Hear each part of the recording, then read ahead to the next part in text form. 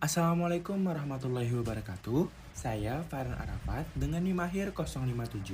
Di sini saya akan mempresentasikan atau menjelaskan tentang film Split yang sudah saya tonton di beberapa hari kemarin. Nah, di sini saya mempresentasikan film Split ini untuk memenuhi tugas mata kuliah Psikologi Komunikasi. Oke, kita masuk ke pembahasannya.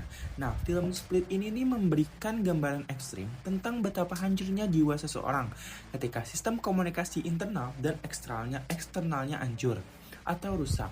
Karakter Kevin dengan 23 kepribadiannya bukan sekedar horor, tapi sebuah laboratorium komunikasi yang sangat kaya. Nah, kita masuk ke teorinya. Nah, di sini saya memakai teori konsep diri. Nah, dalam psikologi komunikasi ini adalah cara kita mendefinisikan siapa kita. Nah, di film ini konsep diri Kevin pecah menjadi banyak identitas atau the whole. Saya melihat adegan di mana the whole. Kita melihat adegan di mana kepribadian Dennis dan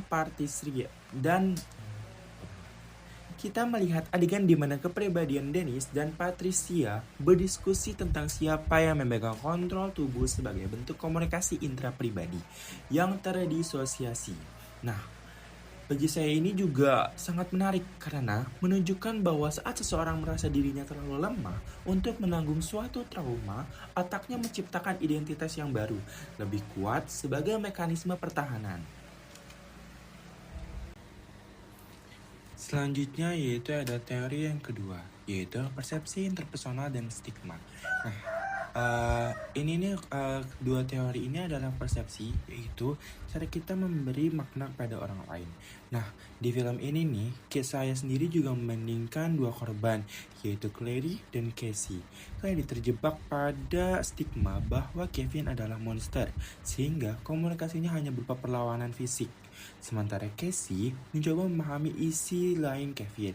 Nah, menurut saya pribadi juga pelajaran penting di sini bagi kita adalah jika kita bisa mengubah cara memandang orang lain atau persepsi kita, strategi komunikasi kita akan jauh lebih efektif. Casey berhasil bertahan hidup karena dia mampu melihat manusia di balik gangguan mental Kevin. Terus yang ketiga, saya juga pakai teori pesan nonverbal.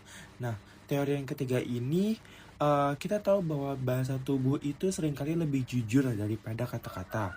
Nah, di film ini juga kita lihat bagaimana James McAvoy berubah menjadi Hedwig, anak berusia 9 tahun, hanya dari postur membungkuk dan nada bicara cadel atau cadel gitu. Identitasnya langsung terbaca.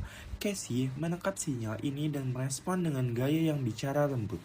Nah, menurut saya pribadi juga, ini menunjukin betapa krusialnya kemampuan kita membaca kode nonverbal, terutama dalam situasi krisis atau saat berhadapan dengan lawan bicara yang sulit. Oke, kita masuk ke kaitannya pada ayat dan hadis. Nah, saya sendiri itu berargumen bahwa tragedi dalam film ini terjadi karena hilangnya nilai rahmah atau nilai kasih sayang. Nah, dalam Quran surat At-Toha ayat 44, Allah memerintahkan kita untuk berbicara dengan qaulan layyin, itu dengan lemah lembut. Kevin justru mendapatkan kekerasan verbal dari ibunya saat kecil. Nah, menurut saya pribadi juga ini juga bisa masuk kepada sabda Rasulullah SAW dalam hadis riwayat Muslim, bahwa barang siapa tidak menyayangi, ia tidak akan disayangi. Karakter The Beast adalah simbol dendam akibat ketiadaan kasih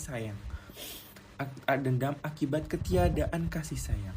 Bagi saya, film ini adalah pengingat bahwa ketika etika komunikasi Islam seperti bicara jujur dan lembut adalah fondasi bagi kesehatan mental seorang anak. Nah, oke, kita masuk ke bagian terakhir. Jadi, kesimpulannya yang telah saya amati yaitu komunikasi bisa menyembuhkan, tapi juga bisa menghancurkan.